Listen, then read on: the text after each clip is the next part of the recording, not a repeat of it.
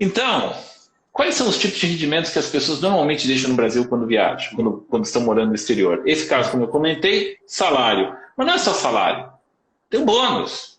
Né? Tem muita gente que esquece do tal do bônus. Por quê? Olha só, Raul, muitos casos são assim. O cara pediu demissão na empresa brasileira. Trabalhava aqui, pediu demissão, pegou um avião, Foi para viajou fora. para o Japão. Está lá no Japão, está vivendo lá no Japão, já está empregado com uma empresa japonesa, vida seguindo, etc. E aí, ele trabalhou mais de 6 meses, 8 meses do ano fiscal da empresa, e a empresa teve lá bons resultados, e alguém do RH liga para ele e fala assim, pô, Raul, cara, né, a gente está pagando bônus aqui, você tem um percentual do bônus, né? Você não trabalhou o ano inteiro para nós, mas se você trabalhou uma parte do ano, e agora, em maio, nós vamos pagar o seu bônus. Entendeu? Como é que eu tributo esse bônus? Você já é não residente. Já está Entendeu? fora.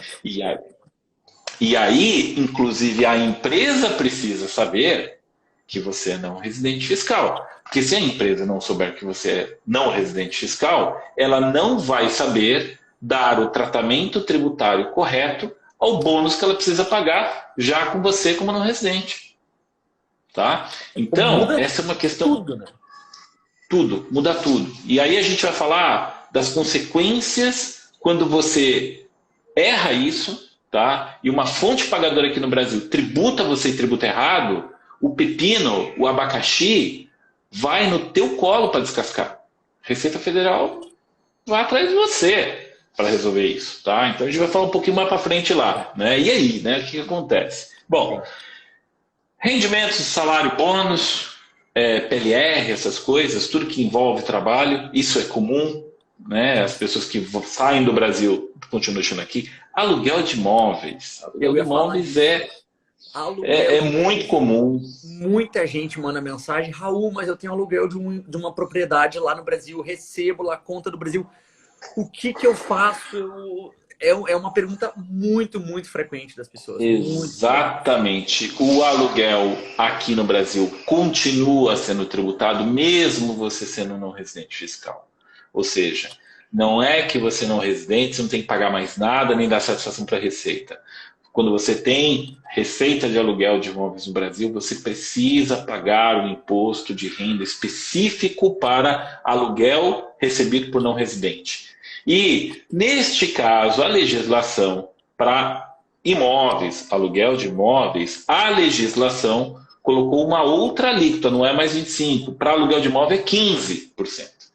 Então, é por aí, a história é por aí, tá? Cada coisa tem a sua regra, tem a sua alíquota aí colocada pela Receita Federal, tá? Aluguéis de imóveis, então, 15%. Data do vencimento do imposto, Raul, todo mundo me pergunta isso. Olha só, data do vencimento do imposto é a data do recebimento do aluguel. Ou seja, pingou o dinheiro na conta, no mesmo dia dá os seus pulos aí para conseguir pagar o DARF. Por quê? Porque é o mesmo dia, o vencimento do imposto é diário. É diário. Ah, Recebeu, aluguel, pagou. Eu costumo brincar, né, com as pessoas com quem eu converso, eu costumo brincar o seguinte: a Receita Federal fica meio magoada, sabe? Dizer, bastante. Raul, pô, você foi embora, rapaz. Você, sabe, não sei o que foi que eu te fiz, né? Você ficou, né? Não sei por que você pegou e foi embora para a Austrália, entendeu? Agora eu tô chateado com você. Agora é assim, recebeu, pagou, meu amigo. Não tem 30 dias para pagar, não tem o último dia útil do mês seguinte, não tem nada disso. Recebeu, pagou, entendeu? Então o pessoal tem que ficar muito, muito, muito atento a isso. Por quê? Porque muita gente sequer sabe que tem que pagar o imposto aqui no Brasil, esses 15%. Né? E quando sabe, né, acha que o imposto, não, o imposto é devido no último dia Passou útil do mês antes. seguinte. O É. último dia útil do mês seguinte é a regra de vencimento do imposto para quem é residente fiscal no Brasil. Quem é não residente fiscal, o imposto tem que ser pago no mesmo dia. Ah, Raul, mas espera aí, a gente tem uma diferença de fuso horário gigante, por exemplo, entre Brasil e Austrália. O camarada fez um Pix agora, né? Os caras fazem um Aham. Pix, né? O cara fez um Pix na minha conta, era, sei lá, era 2 horas da tarde, né? Do Brasil, sei lá. E eu tava dormindo essa hora aqui na Austrália. Aí como é que eu ia fazer esse pagamento de imposto, cara? Né? Não dá. Então, o que acontece? Reconhece, obviamente, né, a Receita como no dia seguinte, o dia útil seguinte aí da Austrália, da diferença de fuso horário, né? Você olhou, reconheceu o pagamento, faz o recolhimento do DARF como se o pagamento tivesse sido naquele específico dia. Né, para você não precisar, porque aí é injusto, né? Porra, você vai pagar multa e juros por conta de diferença de fuso horário, não, né? Também calma, né? Olha, então, mas assim, eu não me espanto também, né? Eu não me espanto com não. Eu também, né? Eu estou dizendo isso aqui, claro, né? Salvo entendimento contrário, né? Das autoridades fiscais, tá? Mas normalmente eu falo isso pro meu cliente, falo, pô, né? Calma, né? Fuso horário e tal, de manhã, no dia seguinte de manhãzinha, você olhou, viu que estava lá o crédito na sua conta, ato contínuo você gera o DARF e paga, né? Dos 15%, etc. O que mais de rendimentos que tem, né? Que o pessoal deixa aqui no Brasil? Isso também é muito comum, o Raul. Venda de imóveis. O cara vendeu o apartamento. Aí o cara foi lá, ele estava com o apartamento. Aí apareceu um cara lá com uma proposta muito boa e o cara vendeu o imóvel e teve um ganho de capital no imóvel. Né? Posso fazer um parênteses aqui rapidinho? Diga. Não é nem sempre. Aí começa a entrar aqueles casos, né? O imóvel não é meu, é de um familiar, mas está no meu nome.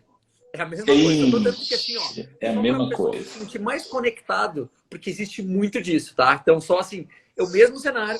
Mas não é meu. Mas tá no teu nome. Então é teu. Então, fecha o meu parênteses. Exatamente. Segue o jogo. É isso aí. Aí você, inclusive, assim, né? O imóvel não é meu, o imóvel é do meu irmão, mas é que ele tava com umas pendências lá, então ele perguntou se podia escriturar no meu nome, no meu CPF. Cara, pode, tal. Só que assim, para todos os efeitos, o imóvel é seu. E se tiver que pagar esse imposto, paga no seu CPF. Quem vai fazer o funding desse imposto? Aí você é do seu irmão, cara. Você é do seu irmão. Mas, né, esse é outro problema, né? Não vamos tratar disso não. Você é de família, tá? Mas vai fazer o funding lá do seu irmão, mas você tem que recolher o imposto. Tá? E ganho de capital de imóveis, por exemplo, é uma coisa muito comum. As pessoas vendem o imóvel e depois elas me perguntam, cara, eu vendi meu imóvel. Né? Ele tinha um valor relevante, vamos supor, pô, a gente vendeu um apartamento aí que foi bem valorizado, etc., vendendo por 1 milhão, 1,5 milhões, 2 milhões, né? E agora estou meio preocupado, porque tem um ganho de capital grande para recolher, como é que eu faço?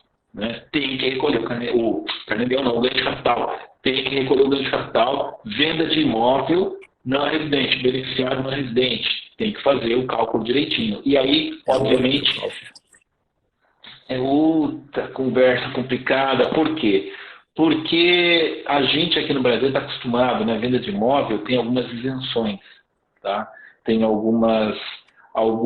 isenções e reduções do ganho de capital tributável. Tá? Então, existem regras específicas de ganho de capital aqui no Brasil com relação à venda de imóveis que permite que você, vendendo um imóvel, ainda que seja com lucro, ou você tenha um lucro tributável igual a zero, que é isenção total, ou você tem um lucro tributável, né, diminuído em função, por exemplo, do tempo que você dispõe daquela propriedade. Tá? Isso são regras que tem aqui no Brasil, que somente são válidas para os residentes fiscais. Meu caro não residente, as coisas aqui no Brasil não são mole não, para você não são mole não, entendeu? Então, para os não residentes fiscais, 15% é a mesma alíquota de ganho de capital que tem aqui no Brasil. Claro, a alíquota de ganho de capital no Brasil são alíquotas progressivas, mas tem faixas de tributação muito grandes, etc. A maioria dos casos acaba entrando na primeira faixa, que é 15% mesmo. Eu vou me deter a ela, 15%. O não residente paga 15%, tá? Só que ele não tem direito a nenhum tipo de isenção, nenhum tipo de redução do ganho de capital, conforme a legislação brasileira. A legislação diz todas as benesses que dão no cálculo de ganho de capital em venda de imóvel, a legislação assim, é meio clara em dizer assim, isso aqui é para residente fiscal no Brasil.